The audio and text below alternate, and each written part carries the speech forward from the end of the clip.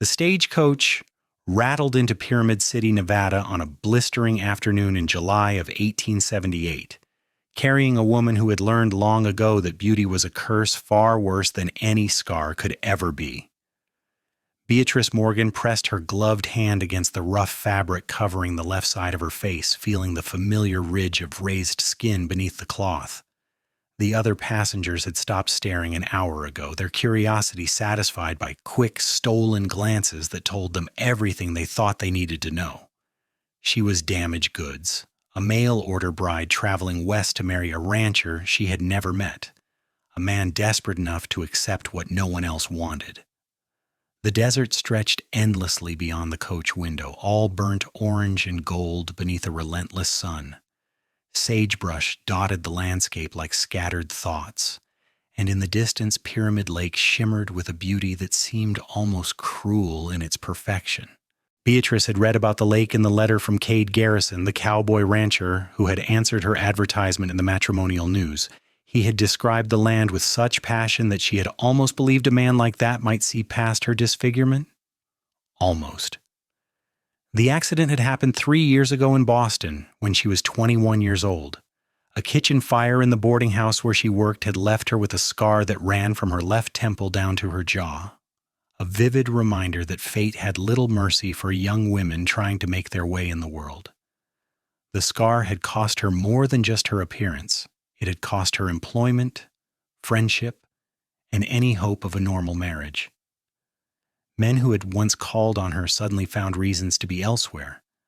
The boarding house mistress had let her go, claiming the sight of her frightened the other residents. Desperation had driven her to place the advertisement. She had been honest about the scar, describing it in clinical terms that she hoped would prepare potential suitors for the reality of her appearance. Most men had not bothered to respond. A few had written cruel letters that she had burned without reading past the first lines. But Kade Garrison had written something different. "I am looking for a woman with strength," his letter had said. "The kind of strength that comes from surviving what would break lesser souls. If you are willing to work beside me on a ranch that demands everything and gives back only what we can wrest from this hard land, then your scar means nothing to me. I need a partner, not a decoration." The words had been blunt, practical, and devoid of romance. But they had also been honest, and honesty was something Beatrice had learned to value above all else. She had written back, and 3 months of correspondence had followed. Kade had told her about his ranch, the Broken Arrow, which sat on 200 acres of Nevada high desert. He raised cattle and horses, struggling against drought, bandits, and the constant threat of financial ruin. He was 28 years old, had come west after the Civil War, and had built everything he owned with his own hands. She had told him about her life in Boston, her work as a seamstress before the fire, her love of books, and her dream of one day having a garden. She had not told him that she woke sometimes in the night, gasping from dreams where flames consumed everything she touched. Some truths were too raw to put into words, even honest ones. Now the stagecoach was pulling up to the depot in Pyramid City, and Beatrice felt her stomach tighten with fear that bordered on panic. What if Kade took one look at her and realized he had made a terrible mistake? What if the scar was worse than he had imagined? The cloth covering helped, but it could not hide everything. The damaged tissue pulled at her eye, giving her face a permanent expression of sadness that she had learned to live with, but could never quite accept. The driver called out their arrival, and the other passengers began gathering their belongings. Beatrice remained seated until the coach had emptied, using the extra moments to steady her breathing and prepare herself for whatever came next. She had sold everything she owned to buy the ticket west. There was no going back, even if she wanted to. When she finally stepped down from the coach, the heat hit her like a physical blow. Boston had been hot in summer, but this was something else entirely, a dry, relentless heat that seemed to pull moisture from her very bones. She wore a simple blue traveling dress, already dusty from the journey, and carried a single carpet bag that contained everything she had left in the world. The depot was a rough wooden structure that looked like it might blow away in a strong wind. A few men loitered on the porch, watching the new arrivals with the casual curiosity of people who had little else to occupy their time. Beatrice scanned their faces, looking for someone who might be Kade Garrison. He had described himself as tall, with dark hair and gray eyes, but that description could fit half the men in Nevada. She was about to ask the depot master for directions when she heard a voice behind her. "Miss Morgan?" Beatrice turned and found herself looking up at a man who matched Cade's description so perfectly that for a moment she could only stare.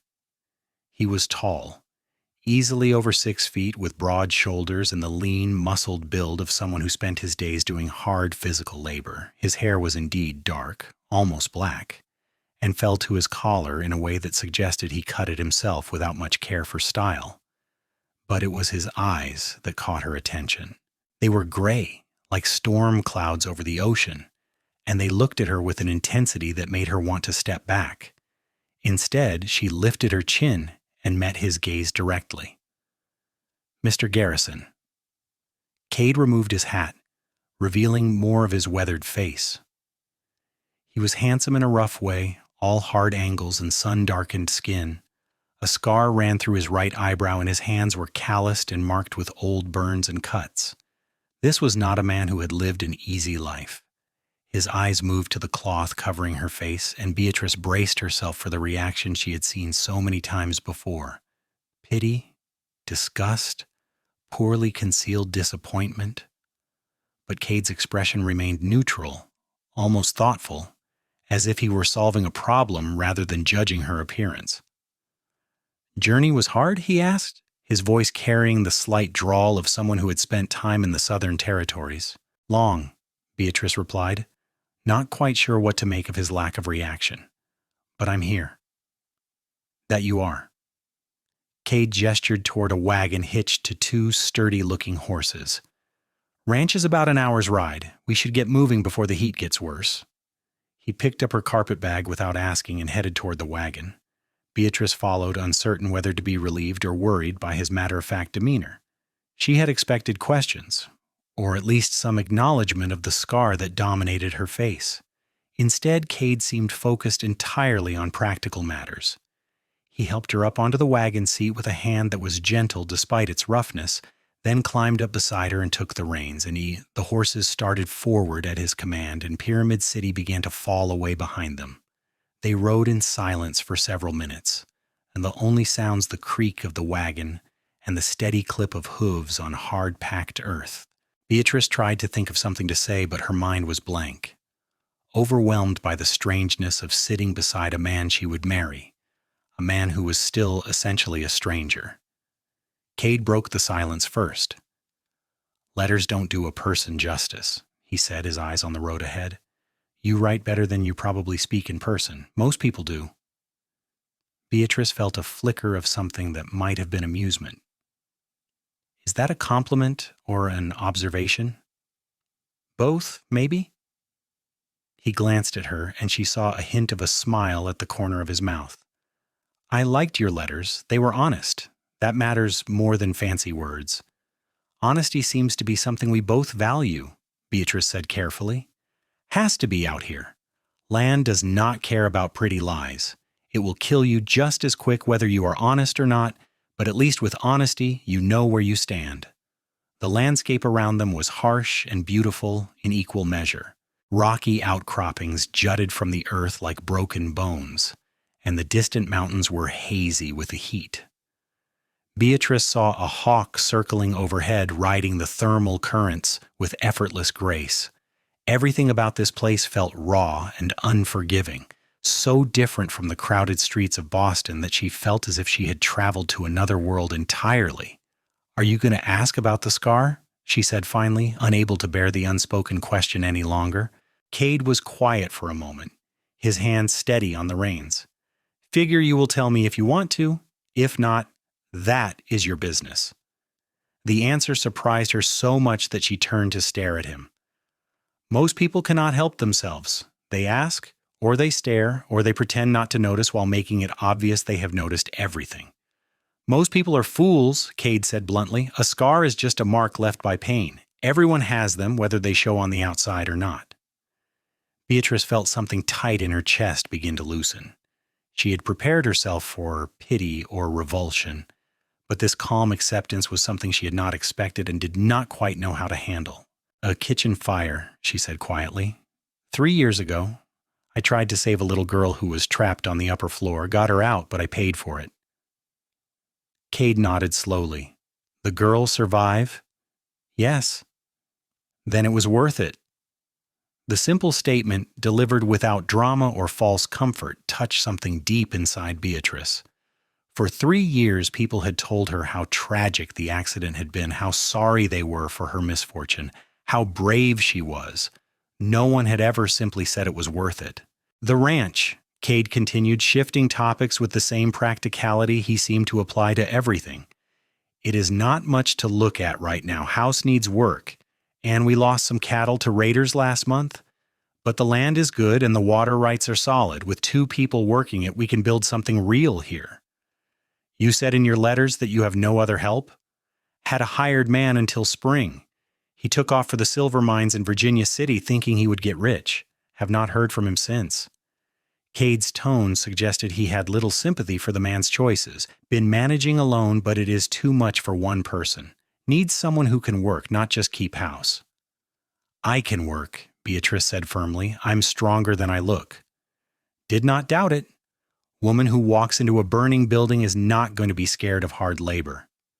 They crested a small rise, and Beatrice saw the Broken Arrow Ranch spread out in the valley below. Kade had been right when he said it was not much to look at. The house was a simple wooden structure, weathered gray by sun and wind, with a porch that sagged slightly on one side. A barn stood nearby in slightly better condition, and a series of corrals fanned out from there. She could see cattle grazing in the distance, dark shapes against the pale earth. But there was something appealing about the ranch's rough honesty. It looked like a place that had been built by someone who valued function over form, who understood that survival came before comfort. Beatrice could respect that.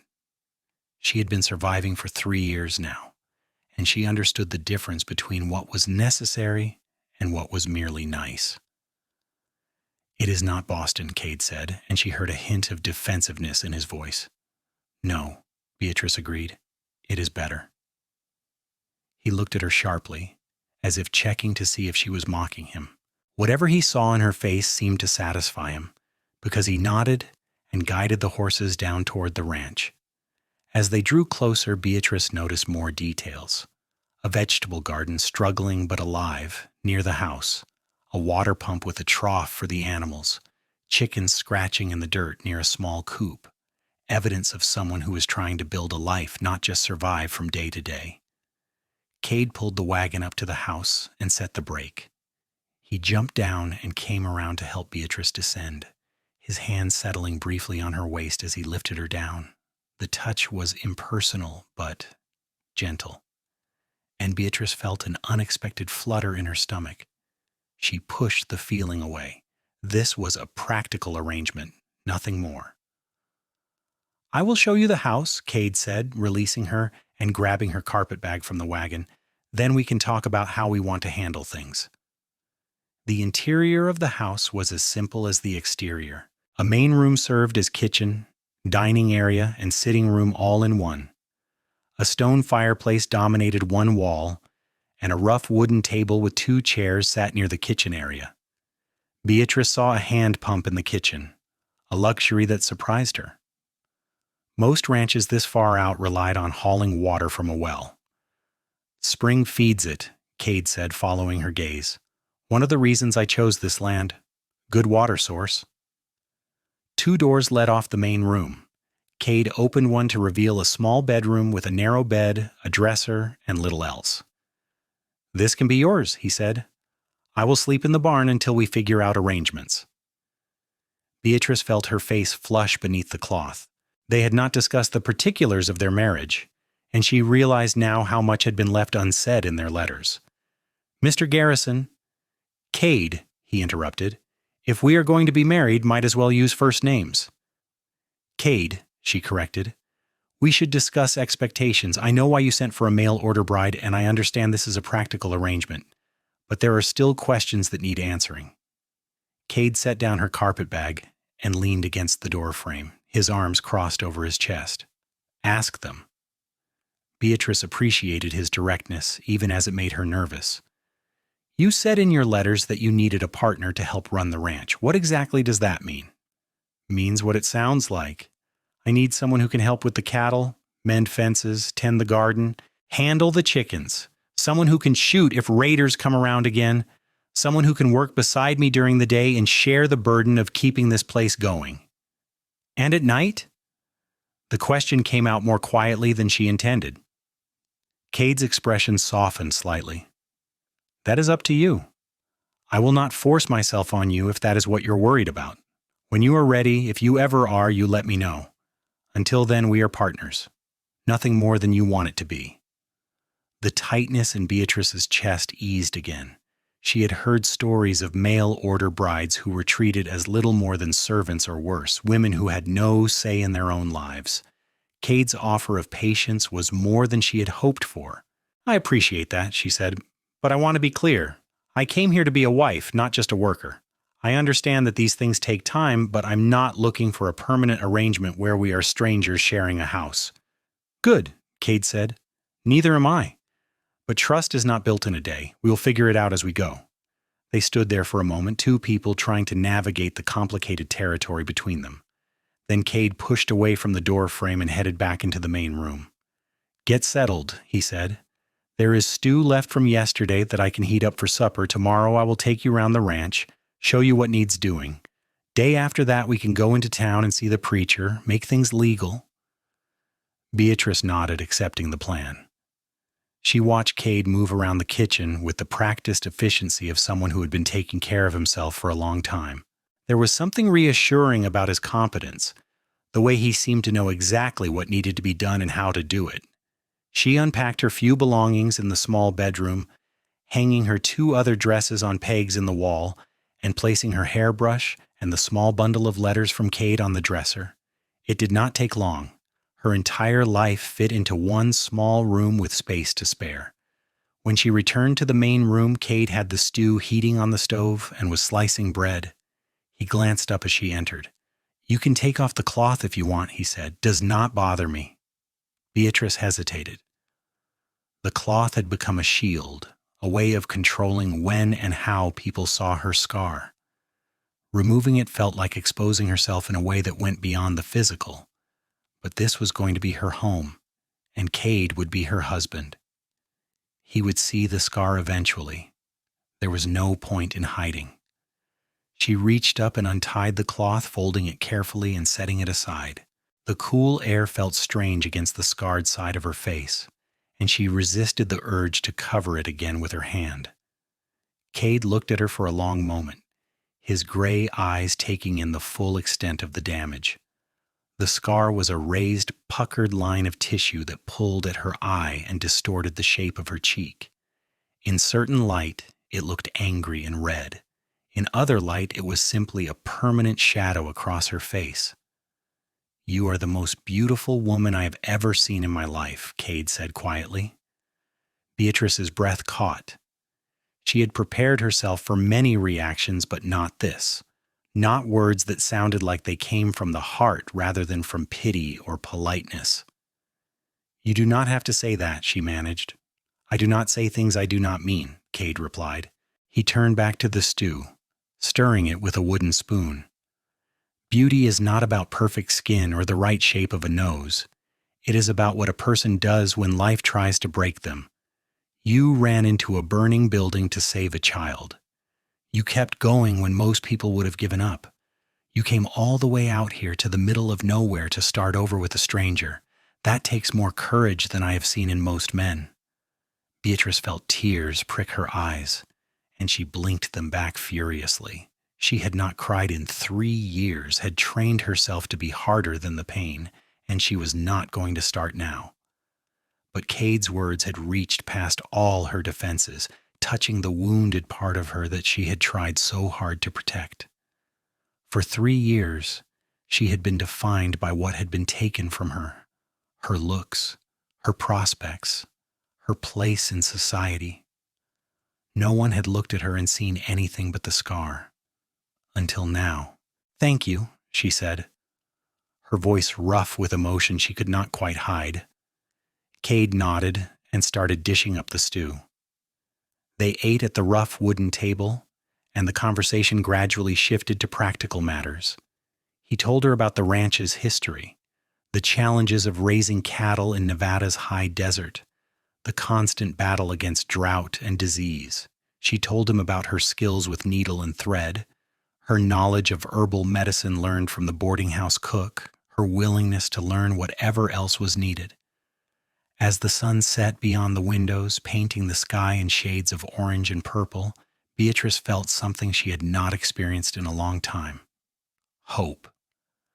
Not the desperate, grasping hope of someone with no other options, but real, genuine hope that maybe, just maybe, she had found a place where she could belong. That night she lay in the narrow bed in her small room and listened to the unfamiliar sounds of the Nevada desert. Coyotes called in the distance, and the wind rattled the windows. She thought about Kade's words, turning them over in her mind like precious stones. "You are the most beautiful woman I have ever seen in my life." He had said it with such conviction, such absolute certainty, that she almost believed him. Almost. The next morning, Beatrice woke before dawn to find Kade already up and working. She dressed quickly in her oldest dress, one she had worn for housework in Boston, and joined him outside. The air was cool, the heat of the day not yet risen, and the sky was just beginning to lighten in the east. "Sleep well?" Kade asked, barely looking up from the harness he was mending. "Well enough. What needs doing?" Kade's lips quirked in what might have been a smile. "Everything. But we will start with the animals. Chickens need feeding, cattle need checking, horses need tending. You know anything about livestock?" "Not a thing," Beatrice admitted, "but I learn fast." "Then let us get started." The next few hours were a whirlwind of new experiences. Kade showed her how to scatter feed for the chickens, how to check the cattle for signs of illness or injury, how to handle the horses without spooking them. He was patient but demanding, correcting her when she made mistakes but never making her feel foolish for not knowing. Beatrice threw herself into the work with determination. Her hands, soft from years of needlework, quickly blistered and then began to callous. Her back ached from unfamiliar movements, and her legs trembled from walking miles across rough terrain. But she did not complain. This was the life she had chosen, and she would prove she was strong enough to live it. By midday, they broke for a simple meal of bread and cheese. Kade led her to a spot near the house where a large cottonwood tree provided blessed shade. They sat in companionable silence, too tired for much conversation. "You did good this morning," Kade said eventually. "Better than I expected for someone from the city." "I told you I was strong." "You did. I am learning not to doubt you." They spent the afternoon working on the vegetable garden, which desperately needed weeding and watering. Beatrice found the work oddly satisfying. The simple act of pulling weeds and encouraging life from the reluctant earth. She had always wanted a garden back in Boston, but there had never been space or opportunity. As they worked side by side, Kade began to talk more freely. He told her about his time in the war, fighting for the Union in battles whose names she recognized from newspaper accounts. He had been young, barely 18, and had seen things that still haunted him. After the war, he had drifted west, looking for a place where the ghosts could not follow. "Found this land 5 years ago," he said, his hands moving steadily through the soil. "It was nothing then, just open range that nobody wanted, but I could see what it could be. Took every penny I had saved and filed a claim. Been building it up ever since." "Why did you wait so long to send for a wife?" Beatrice asked. Kade was quiet for a moment, pulling a particularly stubborn weed. "Did not think I had the right. This life is hard, and I had nothing to offer a woman except more hard work and uncertain prospects. But last winter was bad. Thought I might lose everything. Made me realize I could not do it alone, not if I wanted the ranch to survive. So I swallowed my pride and placed the advertisement." "And got me," Beatrice said. And got you, Kade agreed. He looked at her, his gray eyes serious. I know you probably had hopes for something better. A man with an established ranch, maybe, or someone in town with a store, but I promise you this. I will work every day to make this place into something we can be proud of. I will never raise a hand to you in anger, and I will never give you cause to doubt that you made the right choice coming here. The sincerity in his voice made Beatrice's throat tight. I did not come here expecting easy, she said. I came here hoping for honest. So far, you have given me that and more.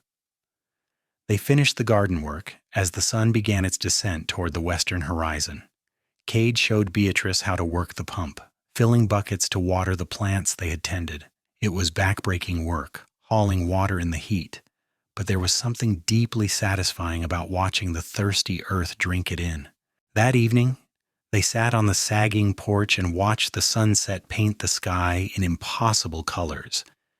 Beatrice had never seen anything like it in Boston, where buildings blocked the horizon and smoke from factories stained the air. Here, the sky seemed to go on forever, and the beauty of it was almost painful. Tomorrow we go to town, Kade said. Get married proper. That's still what you want? Beatrice thought about her answer carefully. She had known this man for less than a full day, but in that time, he had shown her more respect and kindness than she had received in 3 years. He saw her as a person, not as damaged goods. He valued her strength rather than pitying her weakness. And when he looked at her, she could almost believe she was beautiful. Yes, she said. That's what I want. Kade nodded, satisfied. Good. We will leave at first light. Town is about 2 hours by wagon. We can pick up supplies while we're there, things we will need for the ranch. They sat in comfortable silence as the stars began to emerge overhead, more stars than Beatrice had ever imagined existed. The vastness of the sky made her feel small, but not in a frightening way. More like she was part of something larger than herself, something that would continue long after she was gone. Kade, she said quietly, yes? Thank you for yesterday, for what you said about beauty. She could not see his face clearly in the gathering darkness, but she heard the warmth in his voice when he replied, I meant every word. The next morning they made the journey to Pyramid City in the pre-dawn hours, trying to beat the worst of the heat. Beatrice wore her best dress, a simple gray cotton that was nevertheless clean and well-maintained. She had debated wearing the cloth over her scar, but in the end decided against it. Kade had seen her, had called her beautiful, and she would not hide from the world anymore. The town was larger than it had seemed when she arrived, bustling with activity even in the early morning. Miners, cowboys, merchants, and settlers all rubbed shoulders in the dusty streets. Beatrice saw more than one person stare at her scar, but she kept her head high and her eyes forward. She was here to get married, and nothing else mattered. The preacher was a thin, severe-looking man named Reverend Walsh, who ran the town's only church out of a building that doubled as a schoolhouse. He looked Beatrice and Kade up and down with a critical eye that suggested he had seen his share of mail-order bride marriages and did not entirely approve. You are certain about this? He asked Beatrice directly. You have known this man less than a week. I am certain, Beatrice replied firmly. The Reverend sighed but did not argue further. He called in 2 witnesses from the street, a shopkeeper and his wife, and performed the ceremony with businesslike efficiency.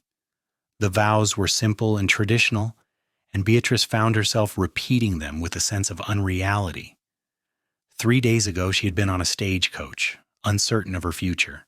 Now she was standing in a makeshift church, promising to love and honor a man she barely knew.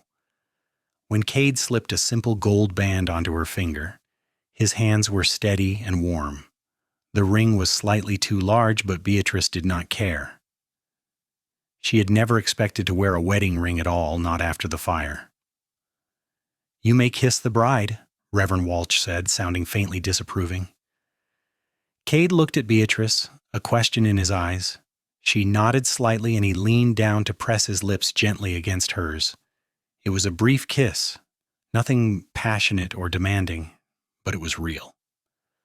When he pulled back, Beatrice felt her heart racing.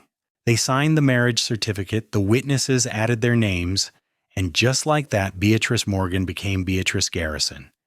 It was the simplest and most profound change of her life. After the ceremony, they spent several hours in town gathering supplies. Kade was practical in his purchases, buying flour, sugar, coffee, and other staples, but Beatrice noticed he also bought fabric, needles, and thread when he thought she was not looking.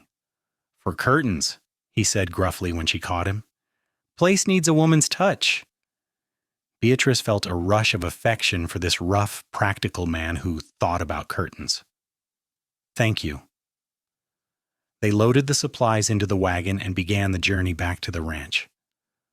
The morning's coolness had burned away, and the heat pressed down on them like a physical weight.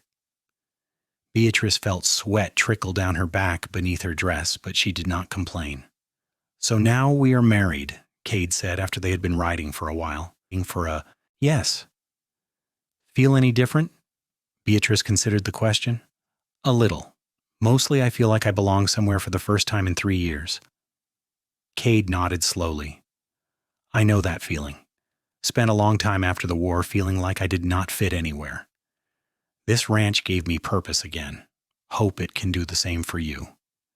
"It already has," Beatrice said honestly. When they reached the Broken Arrow, the afternoon was at its hottest. They unloaded the supplies together, working with the easy coordination of people who had learned to anticipate each other's movements. It was a small thing, but Beatrice found it encouraging. They were learning to be partners. That evening, as they prepared supper together, a rider appeared on the horizon. Kade tensed immediately, his hand moving towards the rifle he kept near the door. "Trouble?" Beatrice asked quietly. "Maybe." "Stay inside." Kade stepped out onto the porch, the rifle held loosely but ready. Beatrice watched through the window as the rider approached. It was a man, middle-aged and weathered, wearing a tin star on his vest. The town marshal. "Garrison," the marshal called as he reined in his horse. "You need a word with you." "Marshal Peters," Kade replied, not lowering the rifle. "What brings you out here?" "Raiders hit the Thompson place last night, took 20 head of cattle and burned the barn. They are getting bolder." Cade's jaw tightened. "Thompson, all right?" "He will be. But I'm warning everyone in the area to be on alert. These men are dangerous, and they do not care who gets hurt." "I will keep watch," Kade said. "Got extra reason to be careful now. Just got married this morning." The marshal's eyebrows rose, and his gaze shifted to the window where Beatrice stood. She lifted her chin, refusing to hide. "Congratulations," the marshal said, though he sounded skeptical. "Might want to teach your wife to shoot if she does not know how already. Could save her life." "Already planning on it," Kade replied. The marshal nodded and turned his horse to leave, then paused. "One more thing. Word is these raiders are not just after cattle. They are looking for money, valuables, anything they can sell. Keep your guard up, especially at night." After the marshal left, Kade came back inside, his expression grim. Beatrice felt a flutter of fear, but pushed it down. Fear was useless. Action was what mattered. "You need to teach me to shoot," she said. Kade looked at her, surprise flickering across his face. "You are not scared?" "I am terrified," Beatrice admitted, "but being scared does not change what needs to be done. If raiders come, I want to be able to defend our home." "Our home," Kade repeated, and something in his expression softened. "I like the sound of that." He retrieved a pistol from a locked chest in his bedroom and brought it out to show her. It was a Colt revolver, well-maintained but clearly used. He spent the next hour teaching her how to hold it, how to aim, how to squeeze the trigger rather than pull it. "We will practice more tomorrow," he said. "Need to make sure you can hit what you are aiming at. But the most important thing is not to hesitate. If someone means you harm, you shoot first and ask questions later." Beatrice nodded, feeling the weight of the pistol in her hand. She had never imagined herself as someone who would need to know how to use a weapon, but life had a way of demanding things you never expected. That night, Kade insisted on sleeping in the house rather than the barn. He made a bedroll on the floor of the main room, positioning himself between the door and Beatrice's bedroom. She did not argue. The thought of raiders had shaken her more than she wanted to admit, and knowing Kade was close brought a comfort she had not anticipated. She lay awake for a long time, listening to the sounds of the night. Every crack of settling wood, every gust of wind made her tense. She thought about the pistol Kade had placed on her bedside table within easy reach. She thought about the raiders and what they might do if they came here. But mostly she thought about Kade sleeping just beyond her door. This man who had become her husband in every legal sense, even if they had not yet become husband and wife in the truest meaning. He had called her beautiful. He had defended her to the marshal without hesitation. He was teaching her to protect herself rather than expecting her to cower and hide. Beatrice had been saved from the fire by strangers who had pulled her from the burning building. But this felt different. This felt like she was finally learning to save herself. The days that followed fell into a rhythm. Beatrice and Kade rose before dawn, worked through the heat of the day, and spent the evenings maintaining the house and equipment. Kade taught her to ride, to rope, to shoot with increasing accuracy. She taught him that meals could be more than just fuel, that even simple food could be made special with a little care. They talked as they worked, sharing stories of their pasts and dreams for their future.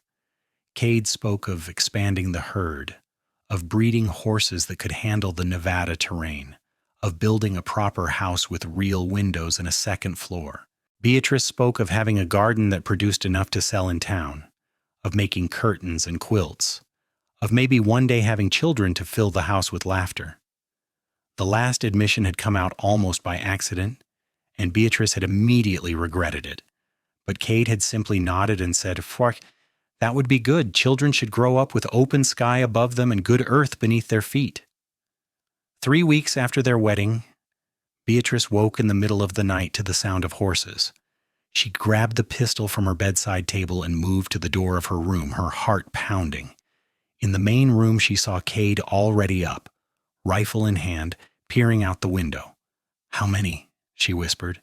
3, maybe 4. They are checking the barn." Beatrice moved to join him at the window, staying low. In the moonlight, she could see dark figures moving near the barn, their intentions clear even from a distance. Raiders. "They are looking to see if we have anything worth stealing," Kade said quietly. "When they find the horses and equipment, they will try for the house." "What do we do?" Cade's jaw was set in a hard line. "We let them know this ranch is defended." He moved to the door and threw it open, stepping out onto the porch with his rifle raised. Beatrice followed, positioning herself to one side with the pistol held in both hands the way Kade had taught her. "You men have 10 seconds to get off my property," Kade called out, his voice carrying clearly in the night air. "After that, I start shooting." There was a moment of frozen silence. Then one of the figures near the barn called back, "Just looking for work, friend. No need for trouble." "Work does not involve sneaking around in the middle of the night. I said, get off my land." "Now that is not very neighborly," another voice said, and Beatrice saw a figure step into the moonlight near the corral. He was tall, with a gun belt slung low on his hips. "We could make this easy or we could make it hard. Your choice." Cade's response was to fire a shot into the dirt near the man's feet. "Next one goes higher." The man jumped back, cursing. "You will regret that." Beatrice's hands were steady on the pistol, her fear replaced by a cold determination. These men meant to hurt them, to take what Kade had worked so hard to build. She would not let that happen. One of the raiders drew his gun, and Kade fired again, this time hitting the man in the shoulder.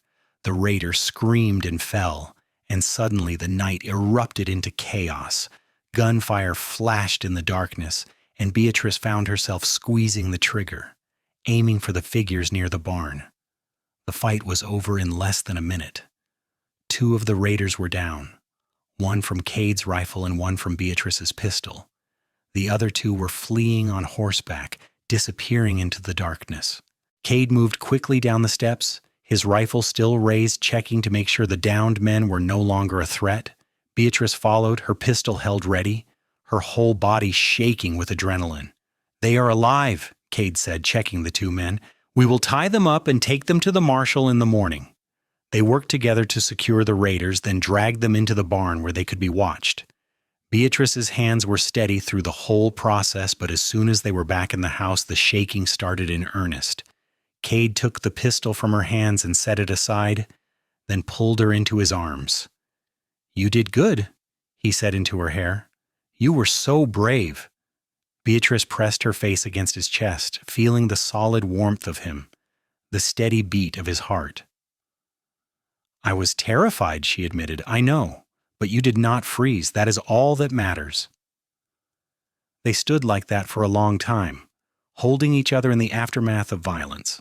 Beatrice had never been held like this, with such care and such need at the same time. She could feel Kade's breath against her hair, could feel the slight tremor in his hands that suggested he had been more scared than he let on. When they finally pulled apart, Kade looked down at her, his gray eyes searching her face. "I meant what I said that first day," he said quietly. "You are the most beautiful woman I have ever seen, and the strongest." Beatrice felt tears sting her eyes, but this time she did not fight them. "I think I'm falling in love with you," she whispered. Kade's expression shifted, becoming something tender and vulnerable. "I know I'm falling in love with you." He kissed her then, not the brief press of lips from their wedding ceremony, but a real kiss, full of emotion and promise. Beatrice kissed him back, her hands coming up to frame his face, feeling the rough stubble on his jaw and the warmth of his skin. When they broke apart, both breathing hard, Kade rested his forehead against hers. "I want you to be my wife in every way," he said, "but only when you are ready.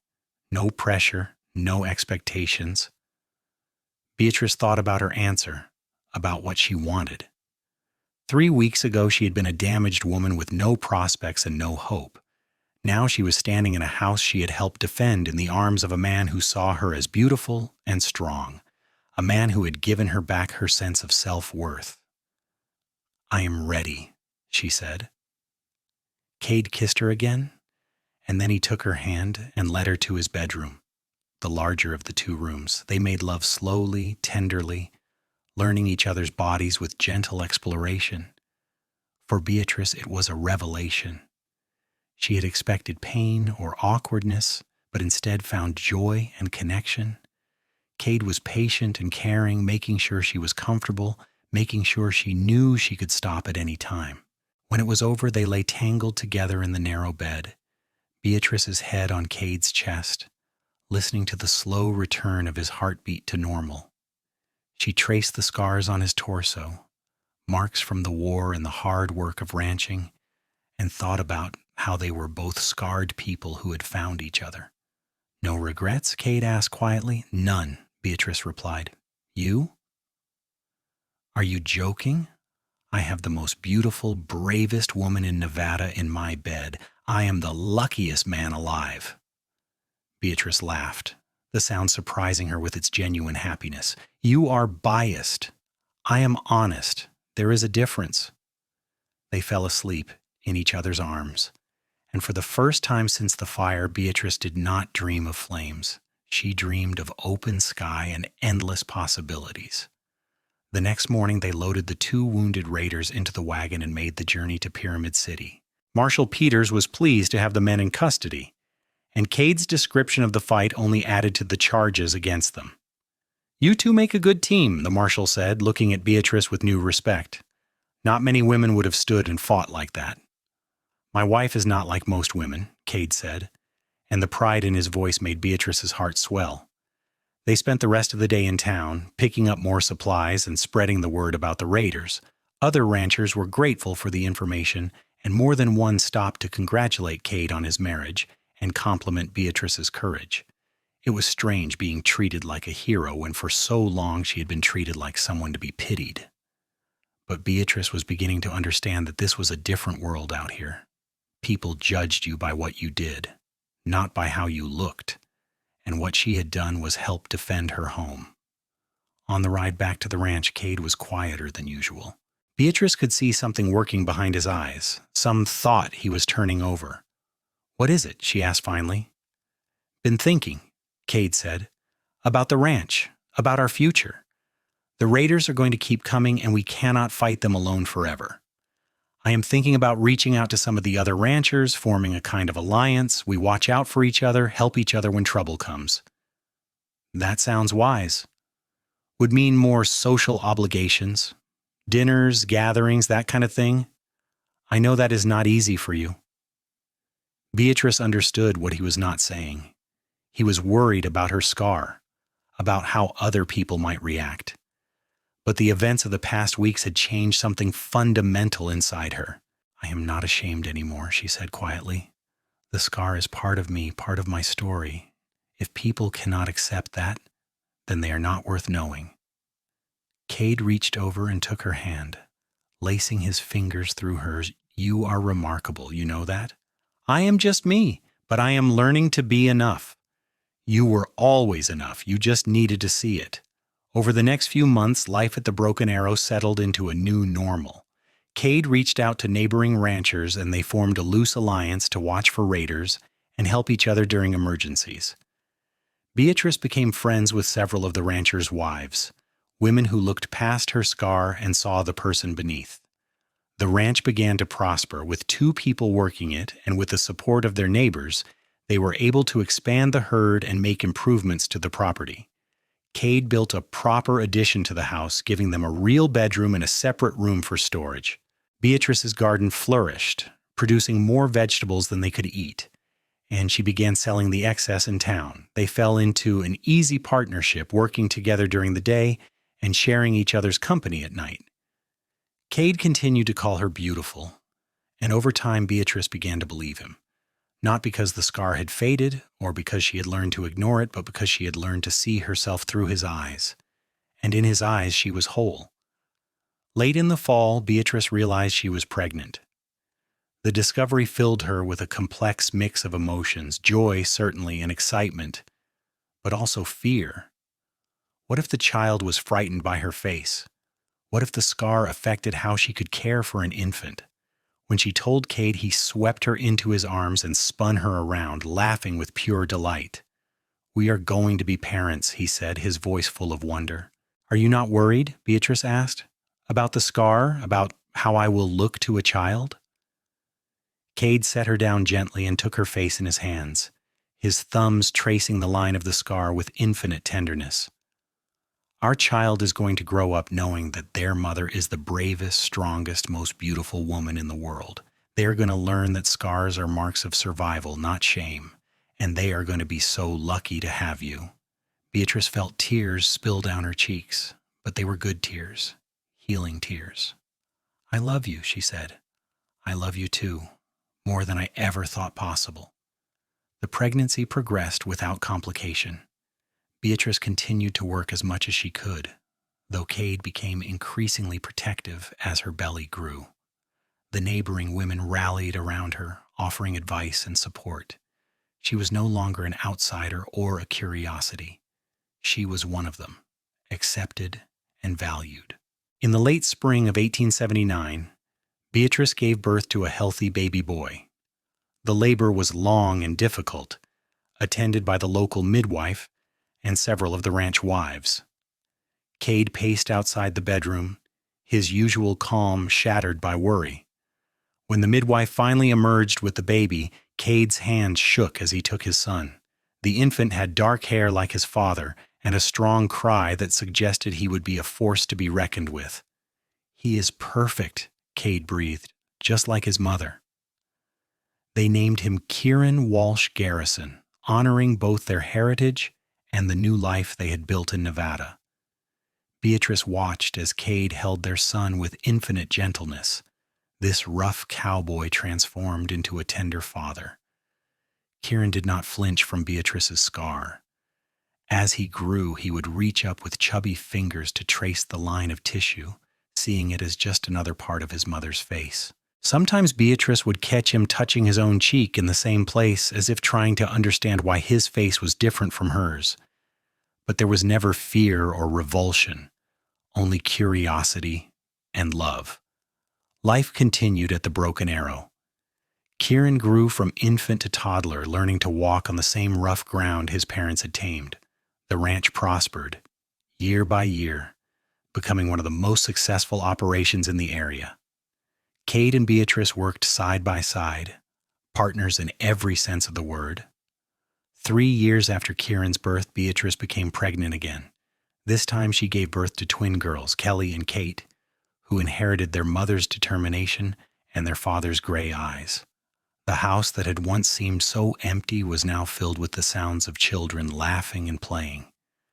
Beatrice sometimes thought about the woman she had been before the fire, vain and concerned with appearances. That woman seemed like a stranger now. The fire had taken her looks, but had given her something far more valuable. It had given her the strength to survive, the courage to start over, and ultimately the path to a man who saw beauty in scars. On a warm evening in the summer of 1885, Beatrice and Kade sat on the porch of their now much improved house, watching their children play in the yard. Kieran, at 6 years old, was teaching his younger sisters how to feed the chickens. The girls, just 3, were more interested in chasing the birds than feeding them, but Kieran was patient with them. "We did good," Kade said, his hand finding Beatrice's. "We did," she agreed. "You ever miss Boston?" Beatrice considered the question. She thought about the crowded streets, the boarding house, the life she had lived before the fire. It all seemed so distant now, like something that had happened to someone else. "No," she said honestly. "Everything I need is right here." Kade squeezed her hand. "You know what I see when I look at you?" "What?" Beatrice asked, even though she had heard the answer many times before. "The most beautiful woman in the world, the mother of my children, my partner, my love, my whole heart, and I am the luckiest man who ever lived because you chose to build a life with me." Beatrice turned to him, seeing the truth in his gray eyes. The scar was still there, would always be there, but it no longer defined her. She was so much more than her damaged face. She was a rancher, a mother, a wife, a survivor. She was strong and capable and loved beyond measure. "I am the lucky one," she said softly. "You saw me when everyone else looked away. You called me beautiful when I could not see it myself. You gave me a home and a family and a reason to believe in myself again." Kade leaned over and kissed her, a gentle press of lips that still made her heart flutter even after 7 years of marriage. "We gave those things to each other," he said. "That is what real love is, not taking, but giving. Not changing each other, but seeing each other clearly and loving what we see." As the sun set over the Nevada desert, painting the sky in shades of gold and crimson, Beatrice felt a profound sense of peace. The journey that had brought her here had been hard, marked by pain and loss and desperate hope. But it had led her to this moment, to this man, to this life that was richer and fuller than anything she could have imagined. The scar on her face had once been a source of shame and isolation. Now it was simply part of her story, a visible reminder that she had walked through fire and emerged stronger. And every time Kade looked at her and called her beautiful, she believed him a little more. The years continued to pass, bringing both challenges and joys. The ranch weathered droughts and harsh winters, but the Garrison family endured. Kade and Beatrice continued to work side by side, their partnership growing deeper with each passing year. They added more land to the ranch, built a proper barn, and eventually constructed a new, larger house with real glass windows and a parlor for entertaining. Their children grew into capable, confident young people. Kieran inherited his father's skill with horses and his mother's determination. The twins, Kelly and Kate, were inseparable forces of nature who could ride and rope as well as any boy in the territory. All 3 children grew up understanding that their mother's scar was a mark of heroism, and they defended her fiercely against anyone who dared to suggest otherwise. In the winter of 1889, when Beatrice was 35 years old and had been married to Kade for 11 years, she gave birth to their 4th and final child, a boy they named Kenneth. He was a surprise, coming long after they had assumed their family was complete, but he was welcomed with joy by his parents and older siblings. Beatrice sometimes marveled at the life she had built. From a scarred, desperate woman arriving in Nevada with nothing but a single carpet bag, she had become a respected member of the community. She was known throughout the territory as a woman who had fought off raiders, who had helped establish the Ranchers' Alliance that kept the area safe, who raised strong children and maintained a prosperous ranch. The cloth she had once used to hide her scar sat in a drawer, untouched for years. She no longer needed it. The scar was simply part of her face, and her face was simply part of who she was. Some people still stared when they first met her, but most looked past it quickly, seeing instead the confident, capable woman she had become. On their 15th wedding anniversary, Kade surprised her with a gift. It was a portrait painted by an artist from Virginia City who had traveled through Pyramid City the previous month. The painting showed Beatrice standing in front of the ranch house, the Nevada landscape stretching endlessly behind her. The artist had not hidden her scar but had painted it honestly, as just one feature among many. And somehow, through the skilled use of light and color, the artist had captured what Kade saw when he looked at her. Beauty, strength, courage. "This is how the world should see you," Kade said, as Beatrice stared at the portrait with tears in her eyes. "This is how I see you. This is who you are." They hung the portrait in the parlor, and it became something of a legend in the area. People would come to visit and be struck by the honesty of it, by the way it showed a woman who was beautiful, not despite her scars, but because of everything those scars represented. As the 19th century drew to a close, Kade and Beatrice Garrison had become pillars of the Pyramid City community. They mentored younger ranchers, hosted gatherings that brought the scattered community together, and quietly helped neighbors who fell on hard times. Their children were growing into adults who would carry on their parents' legacy of hard work and compassion. On a cool evening in October of 1895, as Beatrice and Kade sat on their porch watching another spectacular Nevada sunset, Beatrice reflected on the 17 years since she had arrived on that stagecoach, terrified and hopeful in equal measure. "Do you remember what you said to me the first time I took off the cloth?" she asked Kade. "I said you were the most beautiful woman I had ever seen," Kade replied without hesitation, "and I meant it." "I did not believe you then," Beatrice admitted. "I thought you were just being kind. And now? Now I know you were telling the truth. Not because my appearance has changed, but because I finally learned to see myself the way you saw me. Strong, capable, worthy of love." Kade pulled her close, and they sat together as the sky darkened and stars began to emerge. Their children were inside, the sounds of their laughter and conversation drifting out through the open windows. The ranch stretched around them, a testament to years of hard work and dedication. And above them the Nevada sky spread vast and infinite, full of possibilities. "I love you," Kade said quietly, "today, tomorrow, and every day after that." "I love you too," Beatrice replied. "Thank you for seeing me when I could not see myself. Thank you for building this life with me." "We built it together. That is what makes it good." As the last light faded from the sky, Beatrice felt profound gratitude for the path that had led her here. The fire that had scarred her had also set her on a journey that brought her to this place, to this man, to this life. She would not change a single moment of it, not even the pain, because it had all been necessary to bring her home. The years turned into decades. Kade and Beatrice grew older together, their hair silvering, their bodies weathering the passage of time as surely as the ranch buildings weathered the Nevada elements. But their love remained constant, deepening with each passing year. Their children grew up, married, and began families of their own. Kieran took over more and more of the ranch's daily operations, working alongside his father with the same easy partnership Kade and Beatrice had always shared. The twins married brothers from a neighboring ranch, staying close enough that family gatherings remained frequent and joyous. Kenneth, the youngest, showed an aptitude for business and eventually opened a mercantile store in Pyramid City, though he remained deeply connected to the ranch. By the turn of the century, Kade and Beatrice were grandparents many times over. Their home, once so empty, was now regularly filled with grandchildren who called them Papa Kade and Grandma B. The youngest grandchildren would trace Beatrice's scar with the same innocent curiosity their parents had shown, and she would tell them the story of the fire, of the little girl she had saved, of the courage it took to start over. "You are the bravest person I know," one granddaughter said solemnly when she was 5 years old. "Brave is not the same as fearless," Beatrice replied.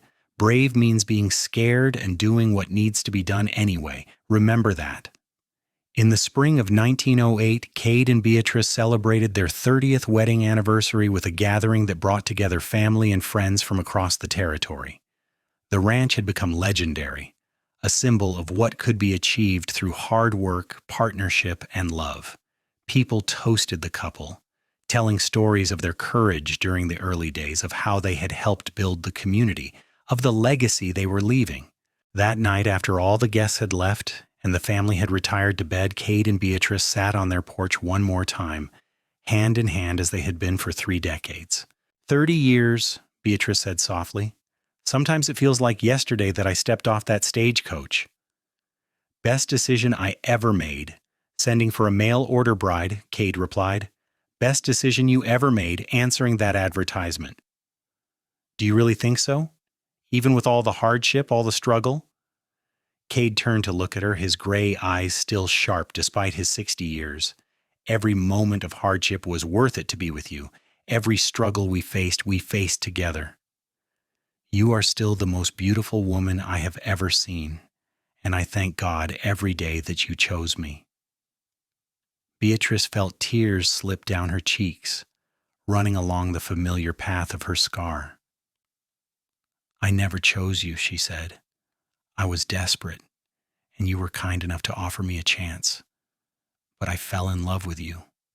That was a choice, and it was the best choice I ever made." They kissed, their lips meeting with the familiarity of thousands of kisses shared over 30 years. And in that kiss was everything they had built together, every challenge they had overcome, every moment of joy they had shared. The Nevada stars blazed overhead, cold and brilliant. The desert wind whispered through the sagebrush. And on the porch of the Broken Arrow Ranch, 2 people who had found each other against all odds held tight to the love that had sustained them through 3 decades of life. Beatrice thought about the woman she had been, arriving in Pyramid City with her face hidden by cloth, certain that she was unlovable. That woman seemed impossibly distant now, separated not just by years but by a fundamental transformation. She had learned that beauty was not about perfect skin or unmarked faces. It was about courage and kindness, about partnership and love, about the strength to survive and the grace to thrive.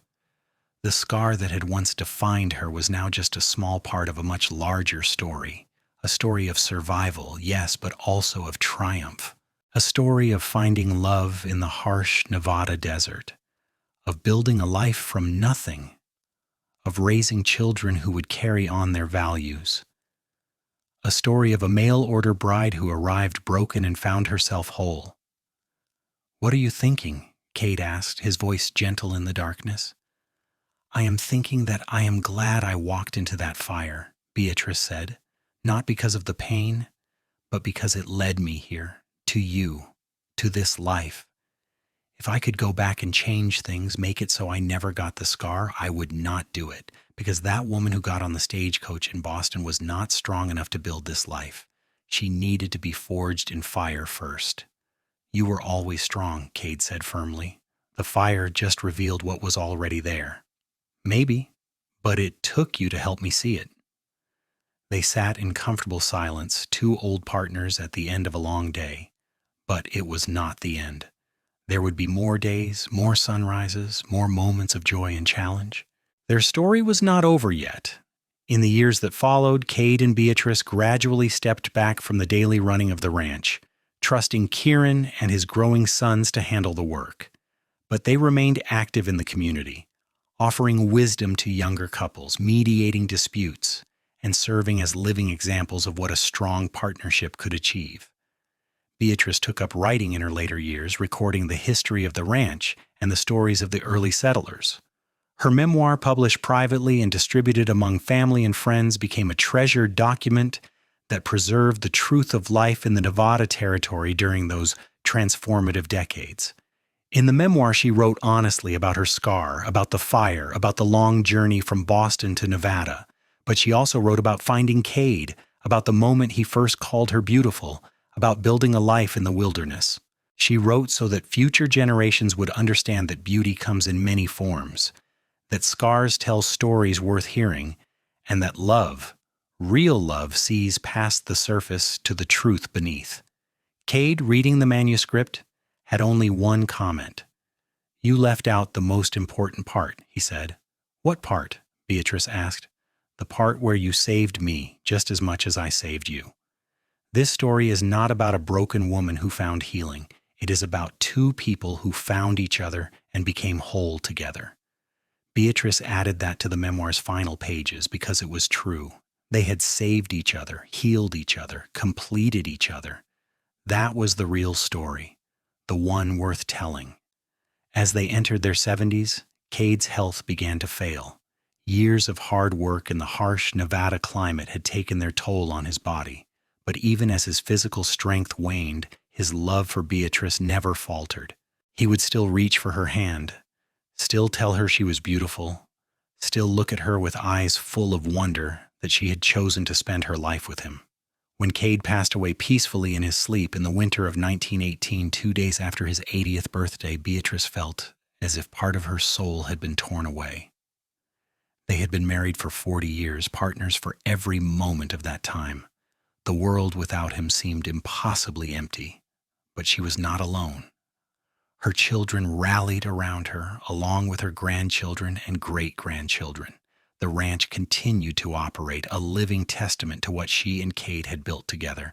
And every evening, Beatrice would sit on the porch where they had spent so many hours together, feeling his presence in the cool desert wind. She lived for 3 more years after Kade's death, years spent surrounded by family and filled with the knowledge that her life had mattered. She had survived fire and prejudice, had built a successful ranch, had raised strong children, had been loved completely by a man who saw her true worth. On a spring evening in 1921, as the Nevada sun painted the sky in shades of gold and crimson, Beatrice Garrison passed away peacefully, sitting in her chair on the porch, a slight smile on her scarred face. Those who found her said she looked content, as if she had finally gone to join the man who had always called her beautiful. They buried her next to Kade on a hillside overlooking the Broken Arrow Ranch, with a simple headstone that read, "Beatrice Morgan Garrison, 1857-1921, beloved wife, mother, grandmother. She walked through fire and emerged beautiful." The ranch continued for generations, passed down through the family, each generation adding to the legacy Kade and Beatrice had started. The portrait still hung in the main house, showing a woman with a scar and eyes full of strength. New generations of children would look at it and ask about their great-great-grandmother, and they would hear the story of the mail-order bride who came to Nevada expecting nothing and found everything.